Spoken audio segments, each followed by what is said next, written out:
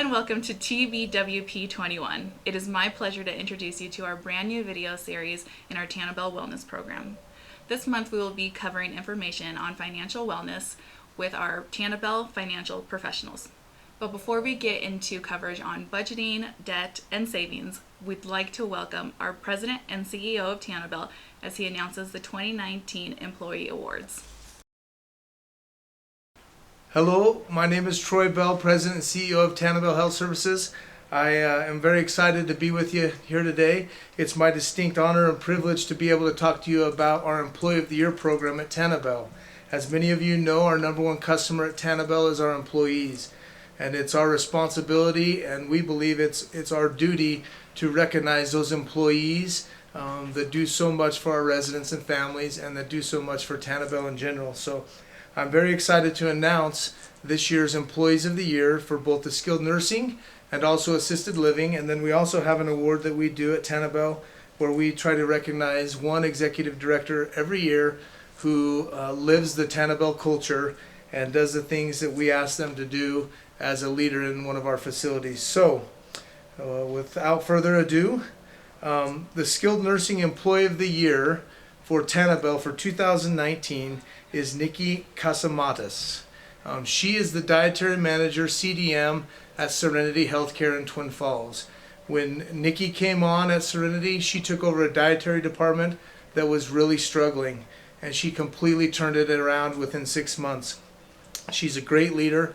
The employees there at Serenity love her. We had a lot of complaints about food, and Nikki has changed that around completely.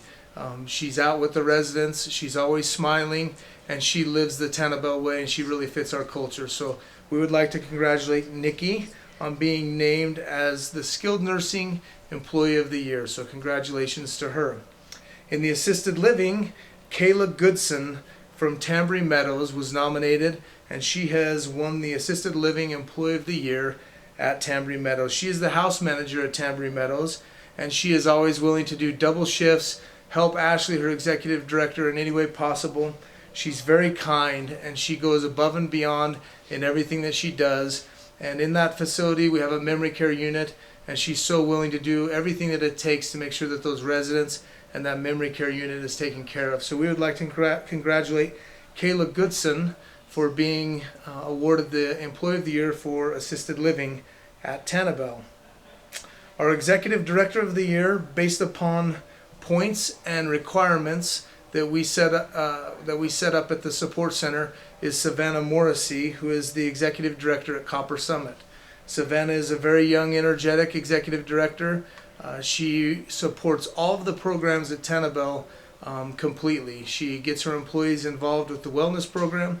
She gets excited about all the programs that we do.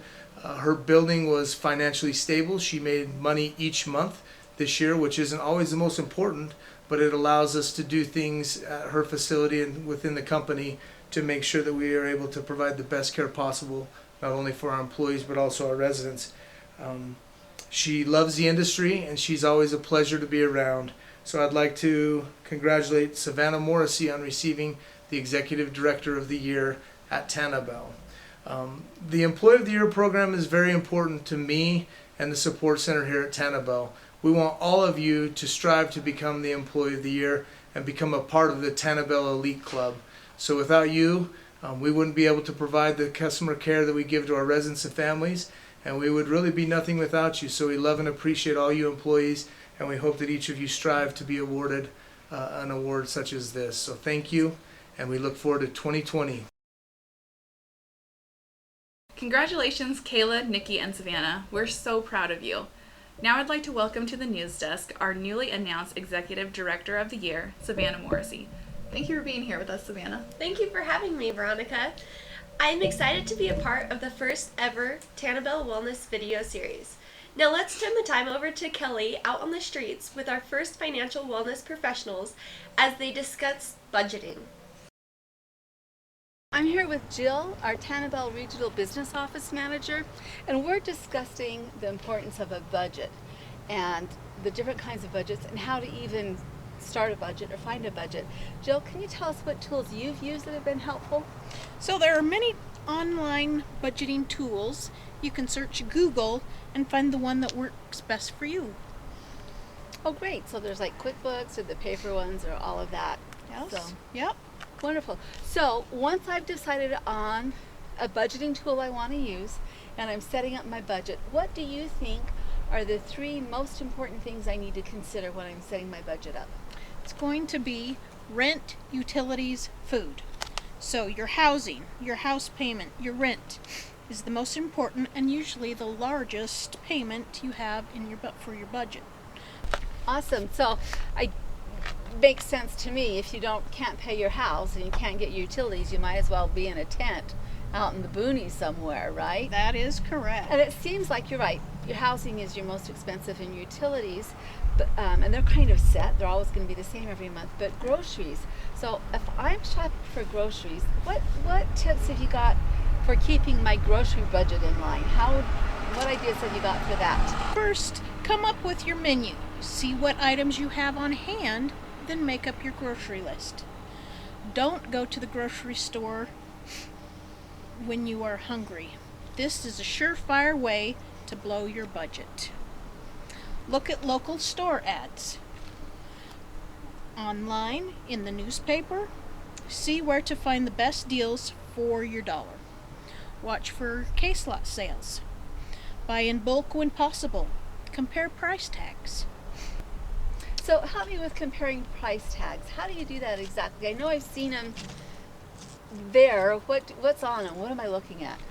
So they've got the price, but also on the bottom left corner of the price tag or sales tags, there are price per ounce, per pound, etc. So if I see, say, a can of tomatoes, and I've got a can of tomatoes that are on sale for 79 cents, and I've got a can of tomatoes that regular price are 85 cents, but my can of tomatoes for 79 cents is 40 cents an ounce, and my can of tomatoes for 85 cents is 35 cents an ounce. Even though it's 85 cents, it's still a better buy because I'm getting more per ounce. Is that right? That is correct. So watch those little tricks. Have you got anything to wrap up? One last little tidbit of wisdom that you've got on budgeting. What's something that you do to help save you money? So I use a couple of apps on my smart device. Ibotta, Checkout 51 are available for coupons and cash back. For instance, on Ibotta, just by uploading a receipt, you can get between 10 cents and 25 cents. Now that doesn't seem like much, but over time, it all adds up. That is such a great idea. I have never used those. I am going to look at those and see if that's something that'll work for me. Jill, thank you for sharing your experience and your knowledge with us. I hope that any of the tips that Jill gave us are things that we can all use in setting a budget and living within our budget so that we can have financial wellness and be happy and find joy in our journey through this life. Thanks so much. And we're going to turn the time back to Savannah and Veronica in the office. Thank you, Kelly. I'm going to start using all the groceries I have on hand before heading out to the store. Savannah, have you ever used any of those budgeting tools before? No, I haven't. I'm going to look into them and see if I can find areas in my spending habits that I can improve. Now let's head to the newsroom to hear from Linda, our accounts payable specialist. Linda, we hear you have some secrets and tips to share with all of us about how to productively get rid of our most burdening financial issue, debt. Yes, Savannah, there's a saying that I've heard that you can wander into debt, but you can't wander out of debt. And I think that is so true. Debt seems to sneak up on us, especially if we get the mindset of, oh, I can afford that payment. So if you find that you are at the point in your life where you're ready to get out of debt and make the sacrifices that it takes to do that, I think the biggest message is that it is possible. That some people feel overwhelmed by it and think that it's just too much, but it is possible. You just have to get mad at your debt enough to be able to make those sacrifices and work hard and have the dedication to follow through with it. The first step is to identify your whys. It's really important to be able to have a vision of what a financially responsible life is going to look like, and for you to know why it's important for you to be debt-free. And then the next part would be to get organized and make a plan. And before you can even start attacking debt, it's probably really important to have a little bit of an emergency fund, because you know that emergencies are going to come up, and the last thing that you want to do when you're trying to get out of debt is to go back into debt because you don't have enough cash in your bank account to cover some, of those things that crop up in all of our lives. And so once you've got that in place, then you need to get organized, and you sit down. The first thing you're going to do is just get a piece of paper, write down all your debts, list them from smallest to largest with their minimum payments next to them. And then you have to have a budget of your expenses so that you know what you have to work with. So once you've listed out all your expenses and you can see where your money's going every month and how much is coming in, you more than likely, like everybody else, are going to have to find some extra money in order to pay down debt. So where does that come from? It's going to have to be either cutting lifestyle, selling something, or bringing in more money by a second job, something like that. And then once you have gathered up some extra money to throw at that debt, the next thing would be to take the first debt that's on your list, and regardless of what the interest rate, take the smallest one.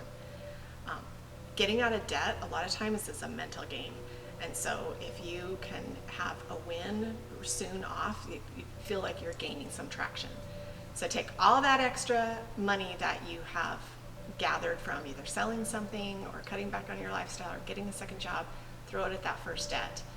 And once that's paid off, you take that whole entire amount, move it on to the next debt along with its minimum payment until that's all paid off. And then you continue to take that same amount of money and apply it to on down the list. And sometimes people call that the debt snowball, because it's just gathering up, and you're gaining more traction and more speed as you go on.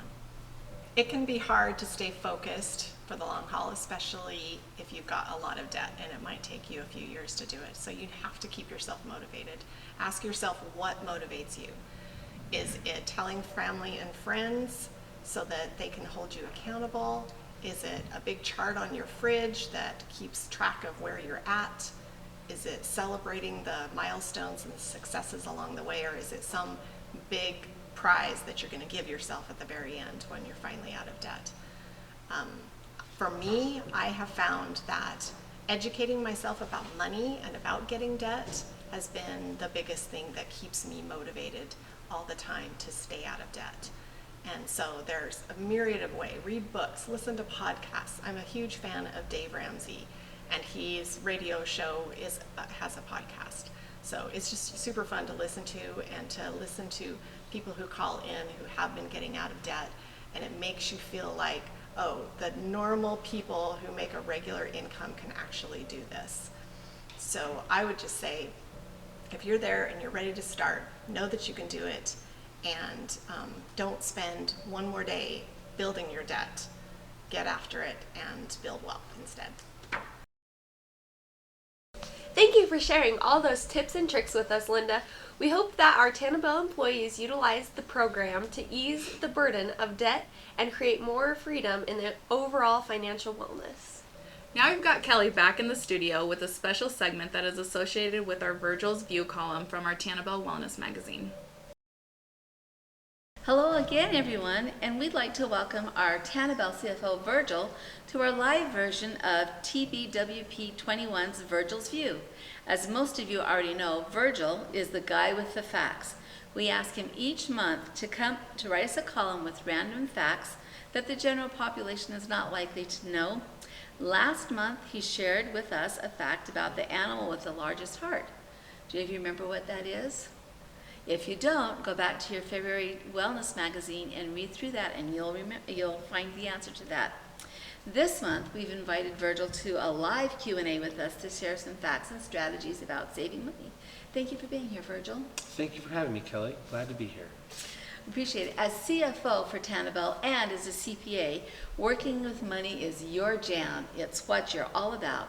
Let's talk a little bit about money, more specifically, saving money. What have you found is the easiest way to save money?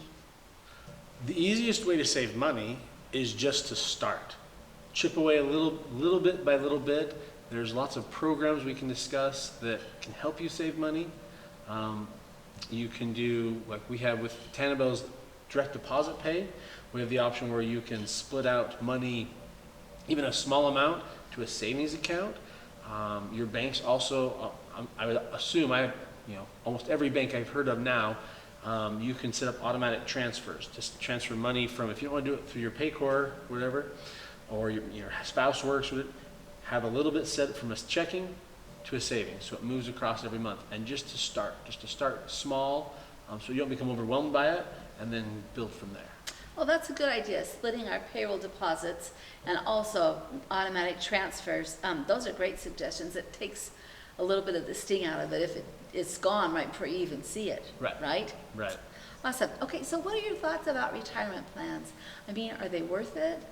What if I'm in my 20s? Am I too young to start a retirement plan? Should I wait till I'm older and more established? Or is there a time when I'm too old to, tell me about retirement plans. So the best part about a retirement plan is you're never too late to start.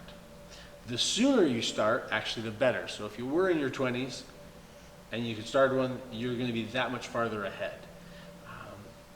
The best part about retirement plans, there's a couple features. One, from a tax standpoint, most of them either have a tax-deferred status now or a tax-deferred status later, so you'll benefit in a tax situation. The second is any that are employee-sponsored, like TanaBell's, have a match portion. And so if I put money in, the company is going to put a portion in. And at TanaBell's, we do up to a 3% match. We do 50 cents on the dollar. So an example would be if I put in $1 of savings, it would be like me putting $1 in my savings account, TanaBell is going to give me 50 cents on that. So, and I can do that up to, if I put in 6% of my paycheck, TanaBell will put in 3%. So you're automatically from day one getting a 50% return on your money, and then all that money sits in your account and continues to make interest and build your retirement. So they are excellent plans and should be utilized as soon as possible. That is a fabulous return. No financial institution anywhere that I know of gives you a 50% return on your money. So that's a fantastic way to save some money. So I guess it would be okay then for me just to withdraw from my IRA or my 401k if I need some money, because I can put some in there and then just pull right out of that anytime I need it, like for vacation. No, that's what we talked about earlier, and we'll talk about having multiple savings spots where you save. A qualified retirement plan is a long term. We don't want money going in and out of it, and because of the benefits there and the free money in a sense that you're getting from your employer, the government has put limits on it, and so there are substantial penalties that will affect you when you take money out. So if you were to put money in and then turn around and take money out, you could suffer up to, most people would see by the time taxes are out and everything, around a 30% up to 40%. I've seen people with 40% of that money go away. So if I needed $100 and I took it out, I actually only got $60 and I just lost all that extra cash. So no, you'd want to set up a separate savings, short-term savings for those, tires, car repairs, things like that, that you could use, and use this for a long term. Okay, so put some money in an IRA, 401k, some sort of retirement plan. Correct. Talk to my financial consultant to find out what is best for me, and then have another, just a regular kind of a liquidity savings account for emergencies. Exactly. Or what lots of people would call their whatever. rainy day fund, your vacation fund, stuff that's going to go in and go out, but Okay. not long term. Long term, we always say, set it and forget it. Right? That's the old, cooking term. Same thing with finance. Put it away. It's gone. When I retire, then I can see what it's doing. I can add more to it, but don't steal from it. Okay, I have another question. So if I'm on a really, I know you said just do a little bit at a time, but if I feel like I'm on a really tight budget and I don't have extra money to put into a savings account, what are some ways that you can think of that maybe I can find that little bit of money to save? So there's an old saying that if you watch your dollars, your pennies will watch themselves. And what that means is very seldom do we go out and spend all our money on a huge purchase. But my $3 cup of coffee, my $5 lunch, my even $15, $20 out to dinner, those are where money kind of just seeps through the cracks. If we can look at our budget and say, hey, what can I cut out? Oh, I can cut out my lunch. I can make my coffee at home. I don't have to get a pop every day at the store. I can buy pop at the grocery store for a lot less if that's one of the things I really enjoy. I'm not saying you can't enjoy the things you like, but you can probably get them a lot cheaper than you're doing now. And then all of a sudden you've freed up $5, $10, $15, $20 a month. There's your savings to start with. So even if I just stopped and didn't have a soda one day a week and just took that money from my soda and Exactly. maybe put it in a jar or something? Yeah, you can have a save. And that's a good way to do it. It's like the eating a whale. Eat it one bite at a time, and over time, it'll disappear. But if I'm so intimidated I never start, then nothing ever happens. So, but yeah, Just a little bit at a time. little bits by little bits will build up a good reserve when you need it. Great. Thank you for those suggestions, Virgil. I sure appreciate your input and your financial knowledge. And we'll turn it back to the news desk. Thank you, Kelly and Virgil. I can't wait to see what Virgil's views, facts are shared in the next month's Wellness magazine.